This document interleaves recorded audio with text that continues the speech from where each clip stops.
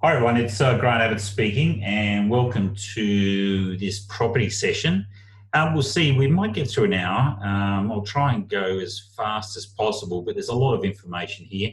So this is a pretty deep dive into not only COVID-19, but SMSFs and also property. And I want to give you a way forward, particularly for the smart and astute advisors.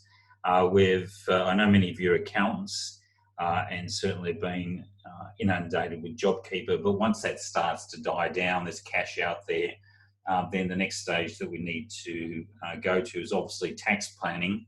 But I want to give you a way forward on some key areas in relation to property where we can make some money, build out our distribution bases and really take it to the next step. So always thinking, always on the move, and there's always a silver lining in every dark cloud, as they say, that the Chinese characteristic, I think it's pretty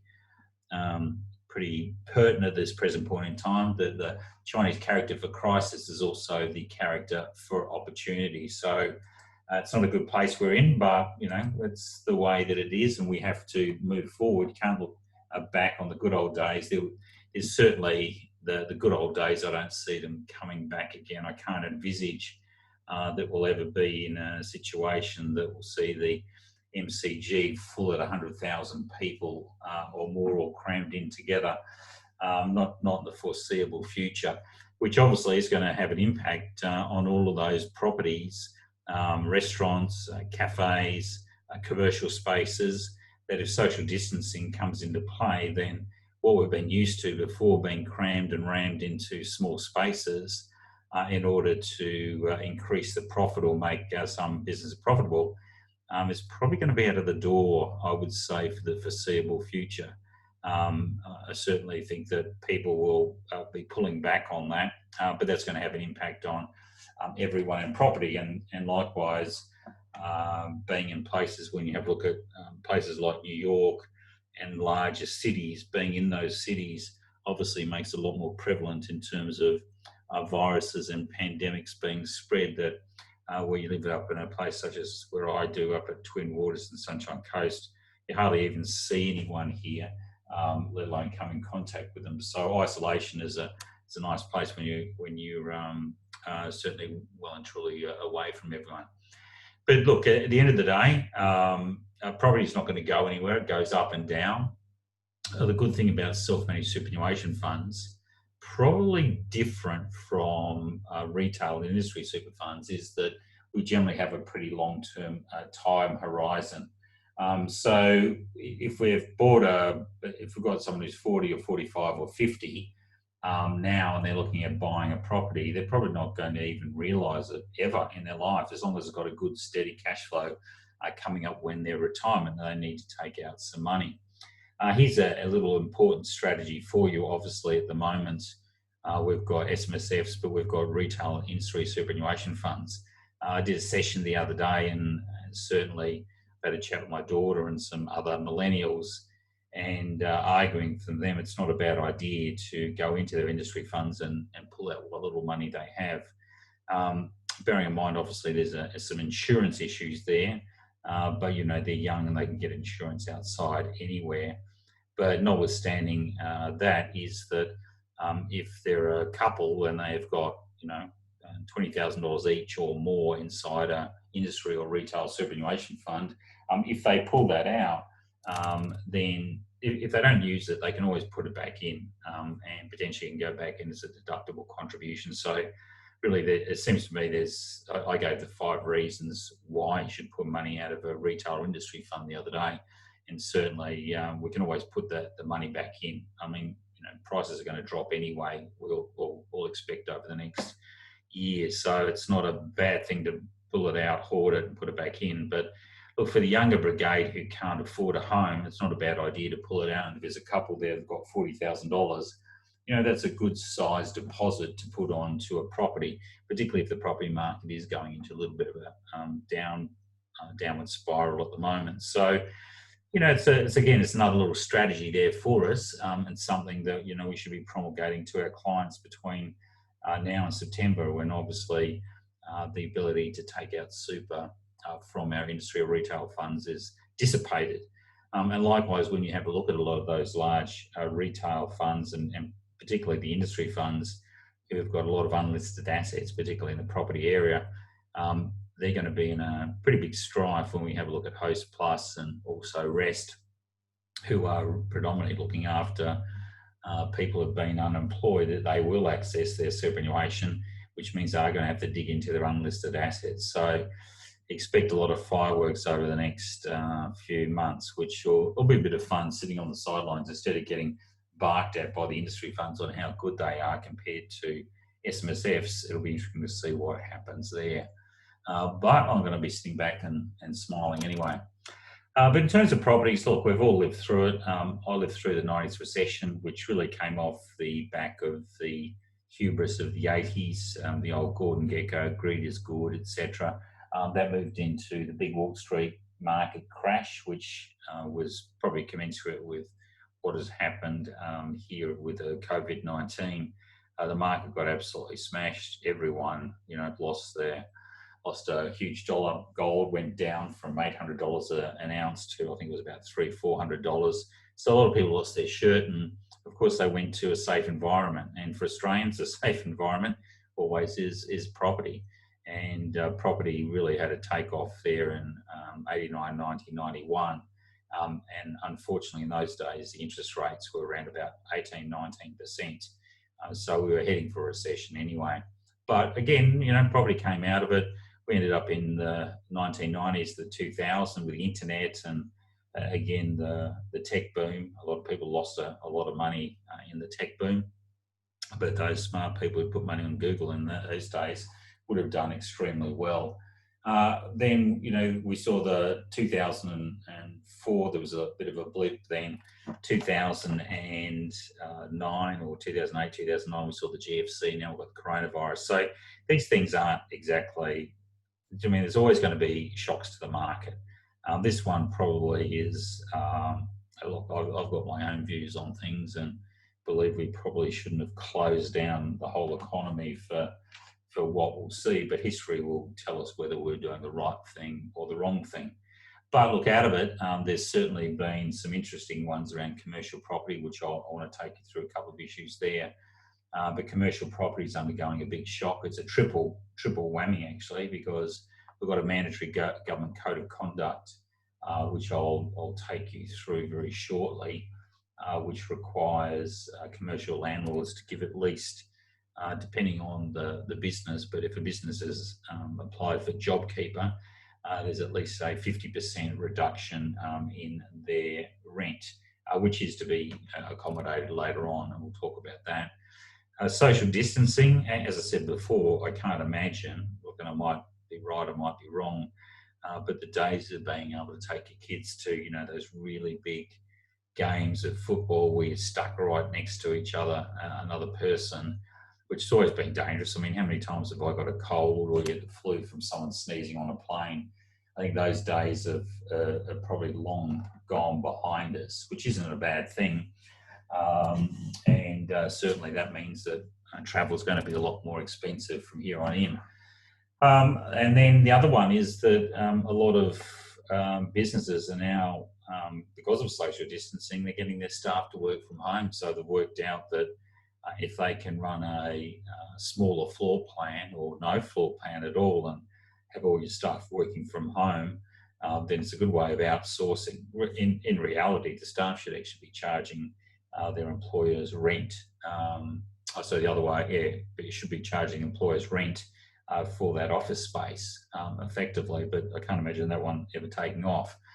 But with that one, that means that those great big huge buildings sitting in the middle of the cities for commercial space and businesses, obviously there's going to be quite a big, not a backlash, but a movement over time for that. I predicted it many years ago, but anyway, it's looks as though it's happening now. So you need to have a shock for that. As I said before, for the resi side is, I live up here on the Sunshine Coast. It's a nice place to be, and it's not that expensive. It's easy to live, and it's not that expensive, easy to get around. So if you can work from home, you might as well work from home the Sunshine Coast or 1770 up in Queensland or Bateman's Bay or wherever. And just simply telecommute with certainly with the internet and the Zoom and all those sort of things, which I've been doing since 2002. It really makes life a lot more easier.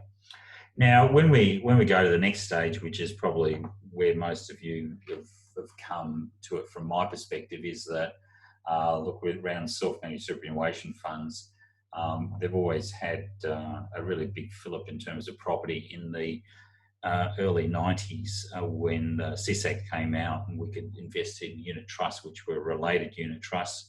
Obviously, we'd have property in there with borrowings, so on and so forth. And as a consequence of that, you know, a lot of people would invest in property or residential property, and then effectively be able to, if it was business real property, lease it back to your business, whether it was in a family trust or company, or just act as a sole trader. Now, after 1999, where they got rid of unit trusts, it still was a very valid strategy, but without the ability to leverage, it just meant you have to have a lot of money sitting in superannuation in order to do that. And it wasn't that bad. I mean, by the time we came around to 2007, when LRBAs came into place, we're in a pretty good position that still it was a great favoured strategy, because you could, you know, I always argued right in those days that your employer, or if that was your main business entity, would be able to put market value rents into a self-managed superannuation fund. It's not treated as a contribution and would be deductible to the business and accessible to the fund, but only at a rate of 15%, unless that property or that fund had pension income in it. Then, you know, obviously we can reduce that tax liability potentially down to zero. So it was a very, very good strategy, and there's now 90,000 SMSFs out there with business real property. So at the back end of that, a lot of their businesses probably may not be doing too well. So the issue is whether we want to put in place a rental reduction, and the Commissioner's had a bit to say on that, which I want to cover. The other side is, though, that we have to be well aware that our self-managed super fund is the absolutely perfect environment for asset protection. The Bankruptcy Act 1961 will apply to any pension income, but if you're not in pension stage or you're not taking down money, the actual underlying assets in that fund are fully protected. In terms of the lump sum drawdowns, we've got a position there that's a lump sum drawdown can't be attacked by a trustee in bankruptcy. You could take $500,000, believe it or not, if you're able to withdraw a lump sum, and effectively a trustee in bankruptcy can't access that money at all. Now, we've got LRBAs, we've got 1322C trusts, and obviously suits where we've got two or more parties who are unrelated investing through a unit trust. But they're all impacted by COVID-19. So we want to have a look at that. I want to give you a bit of a heads up on where we're going, where are some opportunities in the market. For those of you who are a little bit entrepreneurial, I'll tell you what we're doing in terms of that marketing. And look, it's a big market out there, and I know there's not that many of you on this call, so it's a really good opportunity to, lay down the foundations for the next few years for us. So let's go down the property basics. Let me just go and get a drink, if you don't mind, from my little fridge. Now, fear not, it's not a beer. It's too early to have a beer, and I generally don't drink until 5 or 6 o'clock. It's just a little bit of an energy starter. So let's go through the basics. An SMSF can acquire property. Obviously, we've got to be concerned about the sole purpose test. And for that one, so just going to have a bit of a sip. We've got to be careful that if it's business real property and it's being used by our business, that if we reduce the rent there, that effectively that's giving a benefit to our business, a related party. As a consequence of that, that's a breach of Section 62. You've heard this before. I mean, it's not as if it's a non-entity. It just simply typically, which is typical to happen. Section 109 operates in terms of the SIS Act, basically says that the super fund can't pay more than what is an arm's length value. Now, it doesn't matter if it pays less, it can't pay more. So, for example, where there's a related party loan, you've got to be very cognizant, and certainly it's one of the reasons we use the Commissioner's Guidelines PCG 2016/5, that with that interest rate or the underlying interest rate, we can't make it a higher interest rate than what is around under that particular guideline. Otherwise, it's a breach of sole purpose test and also Section 109. That's completely different to the non-arm's length rules, which basically provide that if you have a lesser expense, then potentially that is targeted as non-arm's length income. Section 66, obviously the transferring party businesses in, or business property in. It's not a huge issue, and again, it's a pretty popular strategy as we go down the track. In fact, it's a great strategy now for those who do have businesses, and here's just an additional strategy from my perspective, is that particularly as the valuations drop down over the next maybe 6 months to a year, possibly even lower, that if it's sitting in got business property in either individuals' names, sitting in a family trust or family company, go and get the lowest valuation that is possible and then transfer that into an SMSF. Now, it's a good chance if it's obviously an integral part of that business that it's going to be an active asset. So you can then use the active asset rules in order to transfer that property over and obviously get discounted CGT, if not pay no CGT at all. And plus, if we're in Western Australia or we're in New South Wales or in Victoria, and to some extent South Australia, that transfer of that property over may well not have any stamp duty. Certainly in South Australia, it's exempt from stamp duty. It's $500 sitting inside a self-managed super fund. So there's a lot of frictionless. So that strategy of moving business real property inside a fund is a really good one at this present point in time. And if it's owned outright, then you can either make it by way of a contribution, or you can pull money out of the superannuation fund if need be. So there's lots of ins and outs there, but again, it has to be business real property. A couple other ones on that one is obviously farming property would be well and truly sitting in that particular bailiwick. So again, farming property, and I know it comes as a bit of a surprise to me, but I know that there's a few of our advisors at I Love SMSF. They work pretty solidly in that farming community, and they've got lots and lots of clients who have farms inside their self-managed super funds. But then I come across other country accountants and they don't have any, which is a surprise, but it's a good opportunity now to switch them in. Particularly, it looks as though the long-term forecast, the drought seems to be have been broken or will be broken, and we're in for about 3 or 4 months of really heavy rain, and that El Nino has been broken. So, which is it's a good position. Residential properties, you can actually have them, believe it or not, as business real property. Now, to do so, what we need to do is show that the owner, whether it's an individual, family trust or company, operates it as a business, so a rental property management business. So if they've got enough scale, and we've received rulings from the tax office that having 6 rental properties, but having a business plan in place, a process in place, managing your yields, etc., from the properties, that if it's done correctly, that those properties themselves can be business real property and therefore transferred into a self-managed superannuation fund. And again, we can go through each state and have a look at our particular CGT. Unfortunately, if they're resi properties and they're being rented, you can't get the CGT exemption in relation to that. So they will be treated as part of a business, but they're not treated as active assets, unfortunately. And of course, we've got the Ubiquitous in-house assets test. So section 84 of the in-house assets test, that if we've got a business real property and it's leased back to our business, that's excluded from the in-house assets test. But if we've got it back to another related party, you've just got to be really careful about the in-house assets test. Now, SMSF can renovate and flip property. So can an SMSF run a business? And I want to look at the ATO guidance around that one.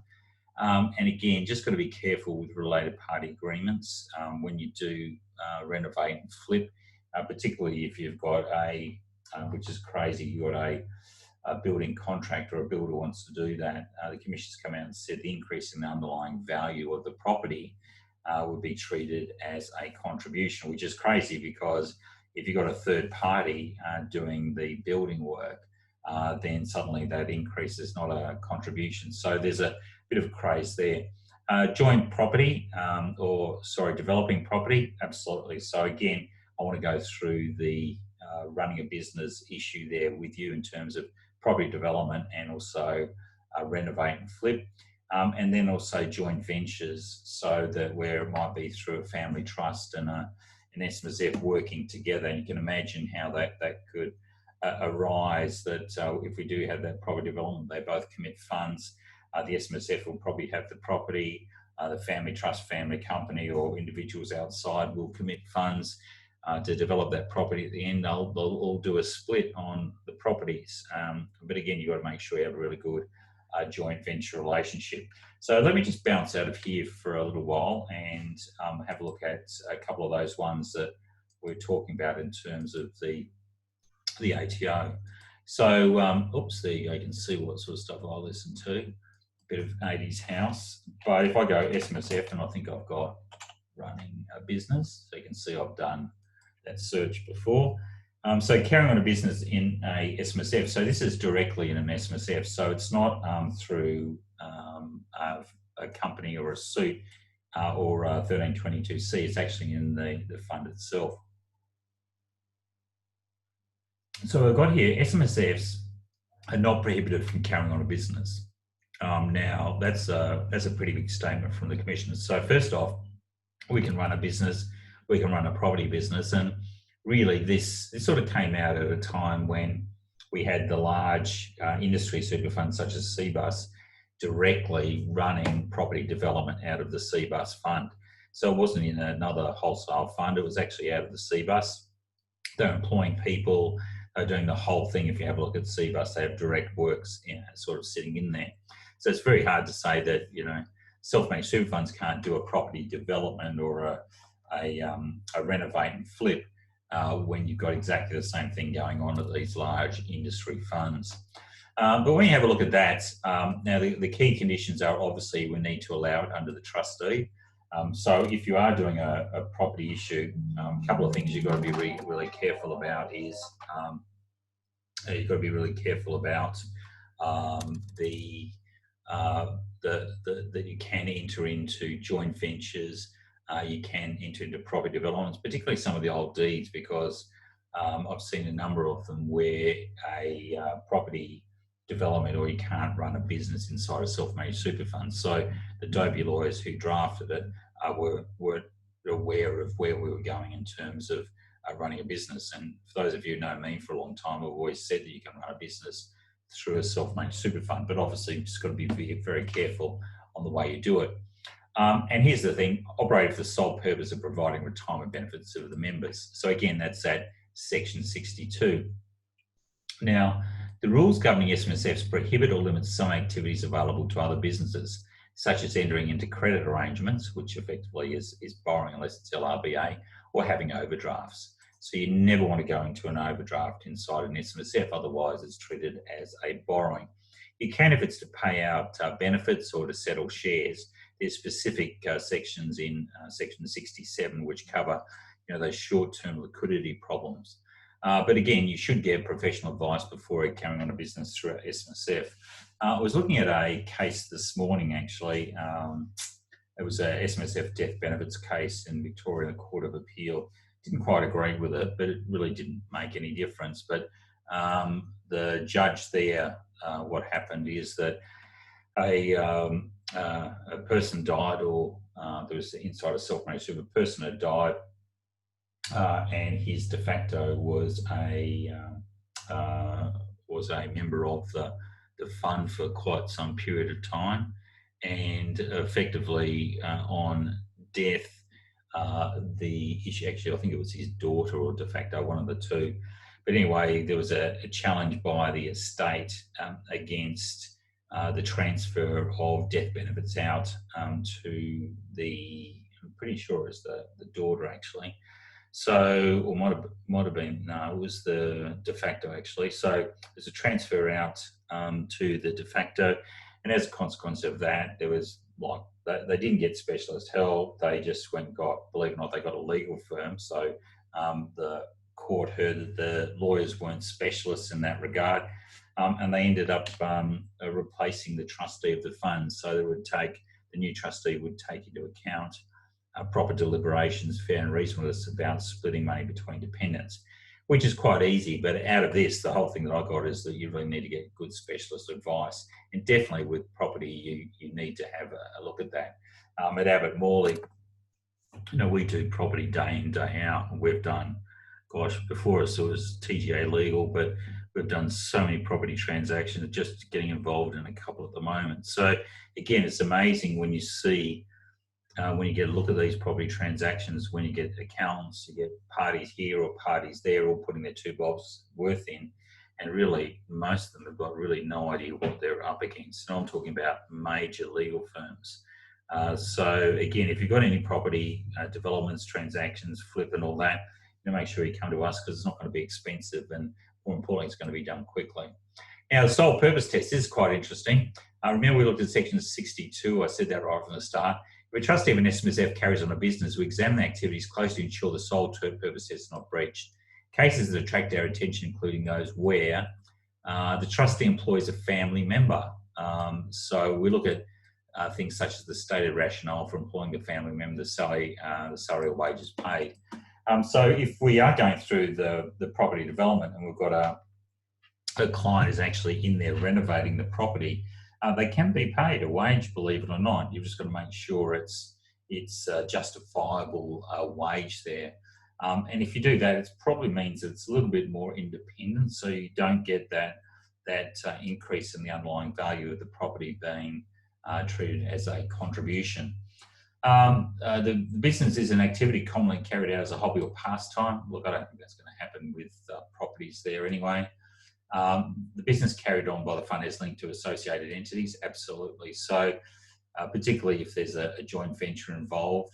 And then, of course, we can go down. Your investment strategy obviously has to include the ability to invest in property and property development, restrictions on investments, so loans and financial assistance, so acquiring assets from related parties, which we talked about.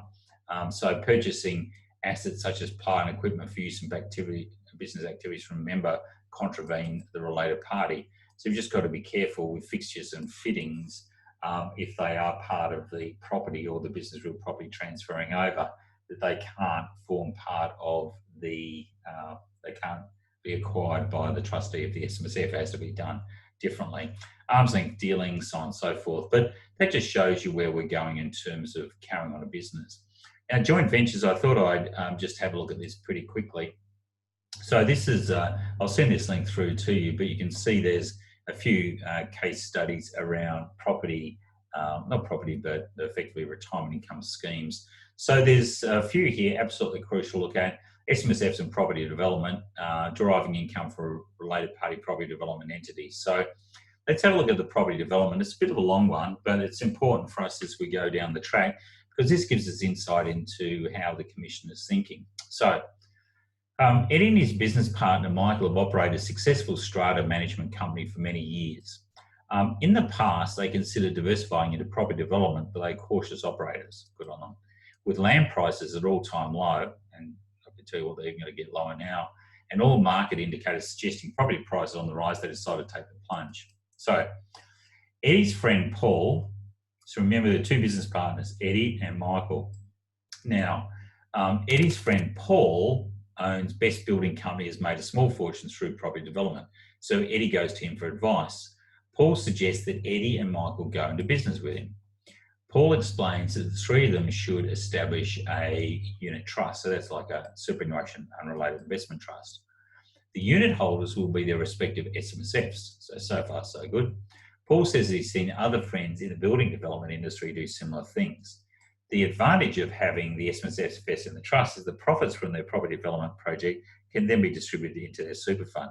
Not only will it boost their retirement income significantly within a short period of time without the need to worry about their contributions cap, it also had the added advantage of income being taxed at 10%. Okay, so Paul suggests that Annie and Michael should also establish a new SMSF for this new business venture instead of using their existing super funds. Now, that doesn't really make sense, but anyway. He tells them it will ensure any risk associated with the business venture will only be limited to any assets in the new fund. Well, that's just wrong anyway, because they're all protected under the Bankruptcy Act. Paul assures Eddie that the business venture is low risk, that it's all lawful, and other people do it all the time. Eddie, Michael, and Paul establish the EMP Trust. They establish each a new SMSF, being the Paul, the Eddie, and the Michael. 3 SMSFs subscribe 100 units, $1 each into the EMP Trust. Each of the SMSF holds 1/3 of the EMP Trust. So far, there's nothing really wrong with it. But I don't know how they got the money into the SMSF in the first place if they're running a separate one. So it doesn't make sense to me. But anyway, none of the SMSFs control the EMP Trust in their own right. However, as Paul is the expert in property development, Eddie and Michael rely on Paul's knowledge and connection in industry to manage and make decisions on the property development project, as they should. Paul, Eddie, and Michael each have their own existing SMSFs that hold the majority of their other retirement savings. So, Paul, Eddie, and Michael each borrow $4 million from a financial institution using their personal assets as security. So that's pretty gutsy. They then each on-lend the $4 million to the EMP Trust at the same interest rate as the financial institution. Well, I would have borrowed directly in the trust, so I don't know why they're doing it, but anyway, we're about to find out. However, the EMP Trust does not have sufficient assets to provide security for the loan from Paul, Eddie, and Michael. If EMP Trust defaults on the loan, the financial burden is ultimately carried by the 3 individuals. Well, that's fair enough. The EMP Trust now has capital, $12 million, and purchased the land for $4 million. So it has got capital, but it's actually got borrowings. So really, its net equity is virtually nothing. The next month, EMP Trust signs a contract with BBC to build a 10-storey apartment to minimise costs. BBC, whose sole shareholder is Paul, will supply any materials, building and construction services at cost, so that's good. Eddie Michael will manage all the paperwork and accounts free of charge. BBC will be responsible for acquiring all materials and subcontracting. The apartments are completed in 18 months and sold off, giving a profit of $10 million, which the EMP Trust distributes to the Paul SMSF, the Eddie, and the Michael. The SMSFs then pay 15% tax on distribution. All 3 SMSFs receive a significant return on their initial investment of $300. Okay, let's go and see how the Commission is going to pull this one apart, which will be quite exciting. What happens as a result? The SMSFs lodge their tax return with the ATO. We know the SMSFs assets grew significantly over a very short period of time, which raises alarm bells. When audited, the SMSFs have no other assets apart from the units of the unit trust and the trust distribution arising from the property development. Now, certain aspects of the arrangement indicate that parties did not deal with each other at arm's length in respect of the supply materials by related parties. Therefore, the EMP Trust distribution is found to be non-arm's length income under Section 295-550 Income Tax Assessment Act. We advise that the arrangement may also affect the application of general anti-avoidance. I don't think that's the case. We also find that the SMSFs have breached one or more defined provisions. Sole purpose test under Section 62, as the SMSFs were specifically set up to facilitate an arrangement that's designed to inappropriately seek tax concessions rather than for retirement purposes. So again, obviously, it would have been better to do it in their existing SMSFs. Section 85, for entering into a scheme that was artificially designed to circumvent the arm's length rules. I don't really believe that that's the case really anyway. In Section 109, which requires dealings in relation to SMSFs to be conducted on an arm's length basis. That's usually, it's a reverse case where there's more money's being paid, seeing that the builder is being charged at cost. This is free of charge. It's more than likely it's actually going to be non-arm's length income. We revoke the SMSF's compliance status and disqualify the trustees, which means the funds will be subject to top of the marginal tax rate. Trustees of other SMSFs will be affected. Now, again, I would challenge that mainly because I would have done it all inside the SMSF. And again, it's nice for the Commission to come out and say, well, this is what we're doing. But again, he's coming in and saying that it's non-arm's length income under 295. 550. And as a consequence of that, the only thing that I could possibly look at in terms of that would be the Eddie and Michael doing all the paperwork and accounts free of charge, and possibly, but it should be a cost anyway. So look, I'm not sure, as everyone is paying out. It would be interesting to see that if we did this using Commissioner's interest rate, what it would be. But it was all on lent at the same interest rate as a financial institution. So look, it's interesting just to give an idea here what the Commissioner's thinking. But again, it's not look, I just find it very hard for it to sit and, really be, how that's really going to be impacted when it's an independent unit trust. But again, I just wanted to give that to you so you had a pretty good idea. So we've had a look at the sole purpose test. So running a business. We've had a look at this property development. Have a look at all of these, because personal services income, there's a whole lot of stuff, case studies around there that the Commissioner is looking at. Another one that I wanted to just address for you, which is important, which is the obviously the rental reduction. What I'll do is, instead of doing that, I think I've got here, I've got a letter that's going to go out tomorrow. So I'll show you that's probably a good idea. So we've got the rental reduction and data capture. So this is going to go out tomorrow. So if you've got time, make sure that you come to our 10 o'clock session, and you can see it's still in review. But this actually points out what's going on. So we've got a client who's got an SMSF, and they're renting back to a business real property, or they're renting to anyone, that we need to see the implication of this. And it's pretty important because it's sort of mandatory, and we've got to take it into account either way. So your SMSF has to do it one way, or it has to do another, and we'll cover that. So this letter has been designed to encourage a commercial landlord and tenant to come to an arrangement based on federal state government's mandatory code of conduct for commercial leases as a consequence of COVID-19. The government states the code of conduct applies principles to negotiating amendments in good faith to existing leasing arrangements to aid the management of cash flow for SME tenants and landlords on a proportionate basis. As a result of the impact of commercial disruption caused by the economic impacts of industry and government responses to the declared coronavirus pandemic. Importantly, any agreement must be legally binding, particularly if it's a commercial one, that coexists with existing lease and fits within the framework of the code, or the landlord can exercise their rights at the end of the disruption. That also includes guarantors and security deposits.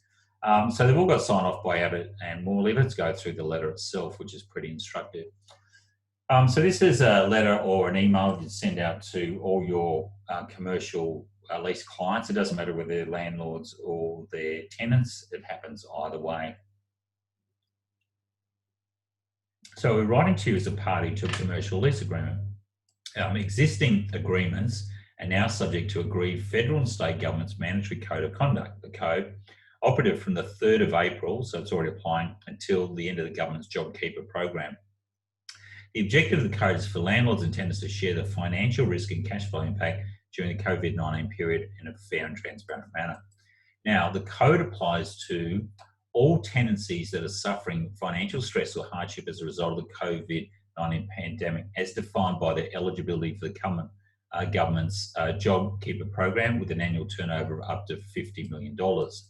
So this is the subset that we're looking at. So that if a business is applied for JobKeeper, which means their turnover is at least 30% down or more, and that's gone through the tax office and been assessed by the tax office, then effectively it now means that if their turnover is less than $50 million, they fall straight into this mandatory code of conduct. And it's not only the tenant, it's also the landlord as well. So you've got to be really careful around this to make sure, for those of you who've got clients, that what do you need to do? So what you need to do, landlords and tenants must negotiate appropriate temporary amendments to their leases having regard to the code and to the tenant's particular circumstances. It's legally prudent for both the tenant and the landlord that the negotiated terms be documented legally binding rental reduction agreement. So what we've got is, and you'll see tomorrow, I won't have time to go into it today, but we've got a rental reduction agreement that takes into account these 14 principles. So these are all mandatory.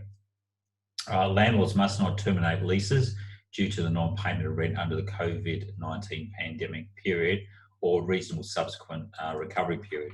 So that also applies, this is commercial, remember, but that also applies for residential leases as well. Tenants must remain committed to the terms of their lease, subject to any amendment to their rental agreement negotiated under this code. Material failure to abide by substantive terms of the lease will forfeit any protections available under this code. Now remember, again, as long as they can get a rental reduction, then you're basically okay. Now this is the important one. So landlords must offer tenants proportionate reductions in rent payable in the form of waivers and deferrals of up to 100% of the amount ordinarily payable on a case-by-case basis based on the reduction the tenants trade during the pandemic period as a subsequent reasonable recovery period. So for example, if we find, for example, there's a law firm that's sitting in an office and they're a conveyancing firm and their business is down by 90%, and then their offices are obviously held by a self-managed superannuation fund, then what they can do is the tenant, being the law firm, can then go and negotiate a rental reduction. Now, remember, it was the 90% was the stated drop in income. So for rental waivers must constitute no less than 50%. So if we have a look at that under the JobKeeper, if you get 30%, you're 30% drop in revenue or turnover, then you're entitled to use the JobKeeper. But it would mean that your minimum reduction in rent is 50%. And again, remember, this is a mandatory code. So rental waivers must constitute no less than 50% of the total reduction in rent payable under principle number 3 over the COVID pandemic period, which generally is going to be 6 months unless they extend it. It should constitute a greater proportion of the total reduction in rent payable in cases where failure to do so would compromise the tenant's capacity to fulfil their ongoing obligations under the lease agreement. Regard must also be had to the landlord's financial ability to provide such additional waivers. Tenants may waive the repayment for a 50% minimum waiver by agreement. So if you do have a SMSF with a family trust or family company, it's renting it, and there has been a drop in revenue and the business is applying for JobKeeper, it's important you get in writing that they're waiving their rights under this. Otherwise, obviously, there's concern there. The reverse is obviously we can go and charge lower rent. And it may be the fact that we have a look at that law firm, there can be a 90% reduction. Now, payment of rental deferrals by the tenant. So again, it's a waiver or reduction, but it has to be amortised over the balance of the lease term of a period no less than 24 months. Again, all of this is built into the Lightyear Docs rental reduction deed for commercial properties. We've also got one for rural and also residential as well, whichever is the greater. So any reduction in statutory charge, so these are outgoings, will be passed on the tenant in the appropriate portion applicable under the terms of the lease. So again, if we've got the 50% rule, then there's going to be 50% of the outgoings. A landlord should seek to share any benefit it receives due to deferral loan payments provided by a financial institution as part of the Bankers Association COVID response, or any other case deferral of loan repayments offered by landlords with a tenant in a proportionate manner. And we can go there. We can find here that you've got the Australian Banking Association there. And if I look at the banking code, we can go in and have a look. It's very nice of them, isn't it? So, so if we have a look at the COVID-19 stuff, they've got a special section on it. So if we have a look at Landlord Assistance, if there is an underlying borrowing by the SMSF, then traditionally, I'm not sure what happens with LRBAs, but I'm presuming it's the case. So business with total business loan facility. So that's not generally it's not a LRBA. can defer business loan repayments for 6 months. But this will be the same provision that applies to LRBAs if there's a related party loan. So this rise from 3 to 10 million marks extension support. So during the period, for commercial property landlords, they provide an undertaking bank that for the period of the interest capitalisation will not terminate leases or evict current tenants. So that's important. The customer is advised its business is affected by COVID-19. The customer was current in terms of existing facilities 90 days prior to applying, and interest is capitalised, meaning either the term loan extended or payments are increased after the deferral period. This measure is designed to protect many thousands of small businesses from being evicted if they struggle to pay rent, as it covers 90% of commercial property owners who have loans with an Australian bank. So again, that's covered under this rental reduction agreement. Remember, we had a look at the Australian bankers. 8, these are 14 principles. Landlords should, where appropriate, seek to waive recovery of any other expense or outgoing payable during the period it is not able to trade. So if you've got 100% restaurant that can't trade, then there should be a full waiver.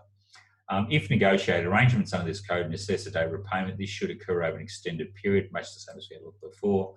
Importantly, no fees, interest or other charges should be applied with respect to the rent waived, and there's no punitive interest rates.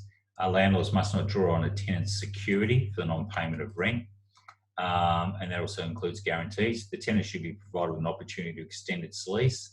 So not only is the rental reduction, but it's also potentially a lease reduction. As you can see, it's no good all this sort of stuff just coming back through emails. It actually needs to be specifically put in place in terms of the in terms of a legally binding agreement.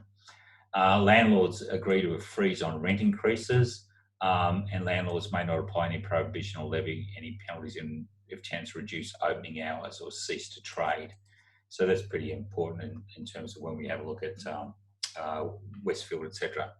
So back to the letter, we have collaborated with commercial lawyers, Abbott-Family, to provide the landlords and tenants a legally binding rental reduction agreement. So that fits with you. The 3-step process is simple. 1, the tenant and landlord negotiate COVID-19 revised terms under a data capture form.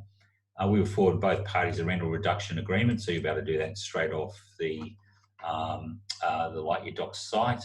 Many of you are on subscription, so there's no cost to that. We'll organise a Zoom conference for both parties to sign rent reduction, or you can do it by post. I'll just use Zoom.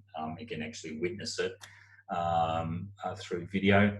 If an SME tenant has applied for JobKeeper, it's mandatory to apply the code of conduct from the 3rd of April unless the tenant waives their rights. As such, time is of the essence of each passing day's monetary impact. If you need help in the negotiating process, we're happy to be of assistance. Failure to complete a rental reduction agreement leaves both landlord and tenant exposed, so send it out. And the data capture is what is the reduction in turnover, rent waiver, do the landlord and tenant agree to waive the rent? So again, you're still going to have to go through this process anyway because of the mandatory code. So you want to have a complete rental waiver. If no, what's the abatement? So what's your percentage? Remember, it's minimum 50%. Optional payment over time. So what's the term, and will the lease be extended? So all that data will then go into our rental reduction, but we'll see that tomorrow in the site. The other one that I want to do here is ATO. I think I've got it anyway. COVID-19. So going back to, there's been a couple of ones here on LRBAs, support measures for COVID-19. When we have a look, there should be FAQs. So, here we go. I think so. Visit COVID-19, okay? So let's go down and have a look at our FAQs. And so let's have a look at SMSFs. So I've got a few questions around here. Early access to super, we won't worry about that one. And God, there's so many of them anyway. Related party limited recourse borrowing arrangement relief. And so my SMSF has a compliant limited recourse borrowing arrangement in place of a related party. Would the non-arm's length provisions apply if the related party offers repayment relief to SMSF trustees because of COVID-19? Answer: we understand that temporary relief may be offered in relation to an existing LRBA. If the repayment relief reflects similar terms to what the commercial banks are currently offering for real estate investment loans as a result of COVID-19, we'll accept the parties dealing with arm's length. So again, what we do is we go back and we can pull all the data straight out of the Australian Bank, which is perfect for that. So like your docs, we will be building this and that will be up and running next week. We've got the rental reduction first. If the repayment relief reflects similar terms to what we'll find it acceptable anyway, I do that. The parties to the arrangement must also document the change in terms of the loan agreement and the reasons why those terms have changed. It's always expected that there is evidence that the interest continues to accrue on the loan, and the SMSF trustee will catch up any outstanding principal and interest possible, which is not a bad idea later on, and I'll go through for that. Temporary reducing superannuation minimum payments, boring. There's quite a bit there on income streams. Providing rent relief. My SMSF owns real property, wants to give my tenants a related party a reduction in rent because of COVID-19. Some landlords are giving their tenants rent relief as a rent reduction, waiver or deferral because of their financial effects of COVID-19. We understand you may wish to do so as well. Our compliance approach for the 2019-2021, which is the same as the other one, financial year, is that we will not take action if an SMSF gives a tenant, even one who is also a related party, a temporary rent reduction.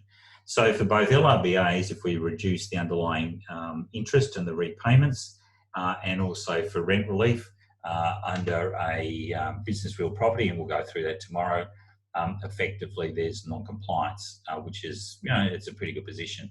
Tax office has also come out. I'm not sure if they've got this one. Investment strategy uncovered, but they've also covered 1322C trusts as well. We'll have a look at that a little bit later on. So let's go back to our slides. So we talked about this. We looked at that, the joint venture issue, and also the use of a suit. You've just got to be mindful of that suit, particularly what the Commissioner was saying.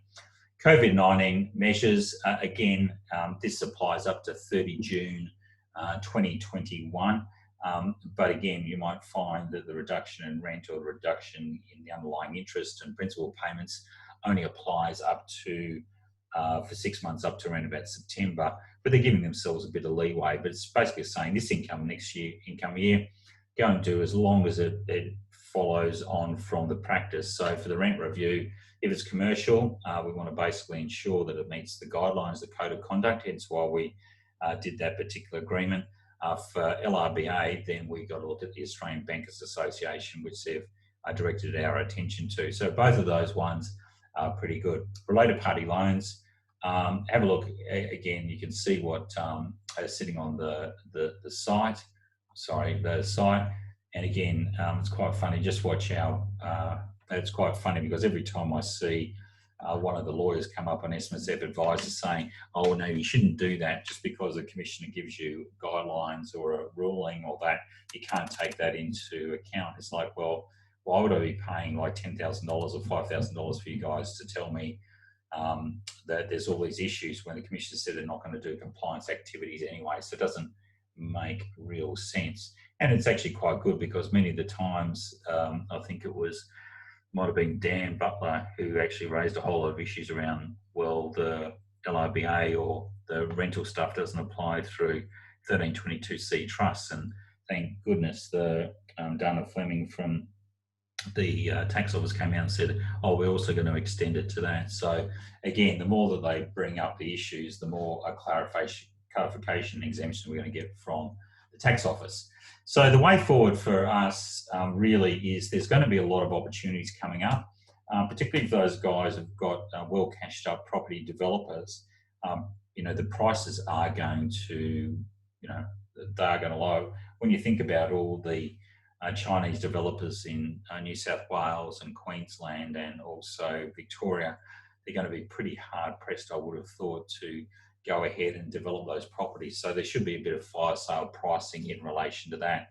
I had a chat with my real estate agent who's selling mum's house at the moment. She's now in a home, and she's saying that she's getting buyers, and this is Adelaide, saying they'll take up to $300,000 less than the asking price. You're only talking about $1 million or maximum $1 million, and people are really doing fire sale at the moment. But that'll level off. I mean, we are still starting to go back to work and the beach, etc. But things will be the same. Cash and leverage is king. Look, I'm not sure many of you, if you've got found out what the banks are doing, but look, when it comes out of this, the banks will obviously have to lend. They've got to pay the shareholders. Unfortunately, the shareholders are going to be in a bit of strife for 2020 and also 2021. And I think that that's going to be an interesting scenario for us going down that track there. LRBAs, we're going to see a lot more of those coming on force. I've seen there's a few more. Some of the non-big banks are moving in. Juno Bank, I think, is now starting to move in, and there's quite a more players coming in the market. We're also going to start to see that, obviously, with the drop in industry and retail funds, all those people who were smug and listening to all the stuff that was coming through about how good the returns are, they're in for a bit of a shock. So the same way it happened with GFC and also 2000, we're going to see a spike in SMSF. So watch out for that one as it comes down the track. Property development's still going to be an interesting one, and syndications will still come back in. As I said, we advised yesterday on a couple of guys using their SMSFs to buy property up here in Maroochydore, and they're basically going to sit on it until it's ready to develop. So again, you're not going to have a problem with that joint venture issue that we looked at previously. Regional centres, as I said before, are pretty good. Next virus and pandemic is just around the corner, so it's like, well, I think we're just got to be careful around commercial. So what I'd be doing is certainly looking for anyone who needs a rental reduction agreement, and that also includes residential. You're going to find each state has its own code of conduct around that one. Queensland's about to pass laws today, as I understand, around that one, the COVID-19. Do your loan amendments, and it's not only just for this, but it's all SMSF loans, related party loans. And for those ones who've got LRBAs with banks, make sure you go and get a stop on those. So you do stop your cash flow in relation to that LRBA to boost the SMSF's cash flow. Real estate agents, we're targeting those in terms of the rental reduction. It's not a bad little side growth area there for you. So certainly have a look at that. And if you can, 10 o'clock tomorrow, I'll be going through the whole rental reduction agreement and looking at how it applies to both commercial, rural, and also residential. So there's certainly a lot of opportunities there for us in terms of property. Property's not going to go away. The good thing about it is, because of our professionalism, having a look at a lot of these cases, is that when you get involved with SMSF property, you really need to be a specialist, and you guys are.